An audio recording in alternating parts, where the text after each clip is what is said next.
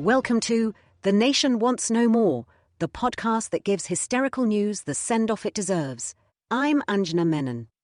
Each week, I take the news real, ridiculous, or just plain noisy, and give it a gentle twist of satire. If you've ever screamed into a cushion after watching the headlines, this one's for you. Quick, sharp, and slightly unhinged, because really, the nation has had enough. Pardon me, I'd just polished off a giant plate of taco. I'm now a fan of these things, since they decided to avenge the hostility of a certain US president who was putting down the folks in Mexico.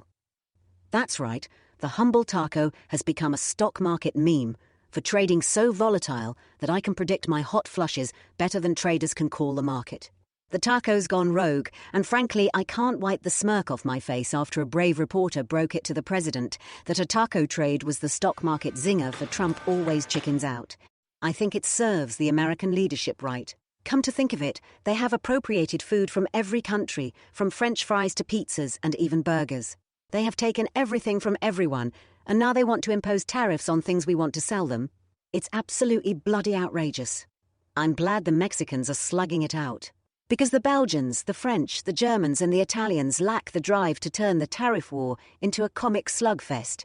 Mind you, the French can be funny, but they are way too busy making memes after their first lady shoved her hand into the face of her husband, the president, just before they disembarked a plane. You have to hand it to her doing what the French have always wanted to do, and that too in public. You see, unlike the Americans, the French are open, and they certainly don't think they need to be made great again. They just want the rest of the world to remember the French Revolution, which was more than 2 centuries ago. The likes of me can barely remember what I read 5 minutes ago, but never mind. And let's not talk about Gen Z's attention span. That's also the reason why Americans have acronyms for everything. You know, so stuff is easy to remember. My favourite is MAGA, because it's so misunderstood. I know you'll think it is Make America Great Again. Did you know that Trump trademarked that slogan back in 2012? He borrowed it right from Ronald Reagan's playbook, where it sat collecting dust for decades. Trump gave it a permatan and revived it. But I've thought about it a lot, and I'm convinced we misread Trump on this. He clearly thought it stood for Make America Gross Again. Honestly, the guy's been working overtime to keep that promise, and people are still mad at him? It's a funny world, but MAGA has been eclipsed by DOGE. No, not the dog-faced crypto that had its 15 minutes of fame on Twitter or X or whatever.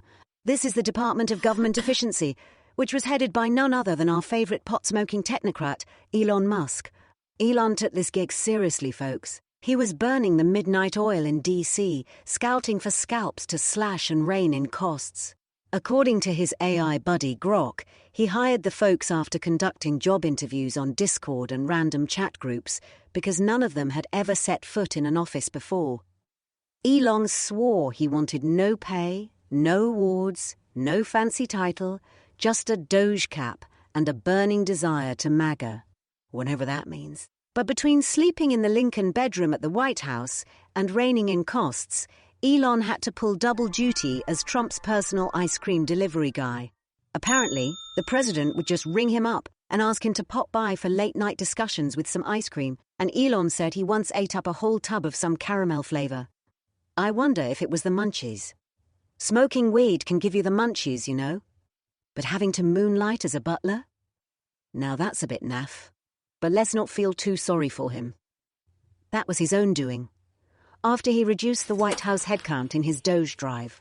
Meanwhile, Tesla's earnings were racing to the bottom faster than you can say self-driving recall, and no reduction in headcount was making up for it. So, Elon bailed on Doge a day before his term was up. Talk about cost-cutting. He even saved a day's work. Just when I thought I'd had enough of taco and meme politics, Trump dropped another bombshell. This time, about India. According to his team, the tariff war, yes, the one mocked by memes, was actually a diplomatic tool that brokered peace between India and Pakistan. 88 hours of tension, allegedly diffused by the promise of access to the US market. His timing was off because we were sending peace doves and diplomatic envoys bragging about how Pakistan begged for a ceasefire. That's when Trump swooped in and appropriated the credit. Classic. But here's where we draw the line. India's food army is up in arms. They've cooked up their own revenge acronym, Tiki Trades, or Trump's ideas keep killing investments. Our markets are prepping for hot tiki trades, folks. Me? I'm staying out of it. I've had so much junk food today that I might qualify as a pan of fat and sugar. I need a week to detox. This is Anjna, signing off, feeling so Gen Alpha because I used an AI voiceover for the podcast. Go fetch your own ice cream, and before you do so, click that like and follow button. Until next week, choose your acronyms wisely and keep your expectations really low.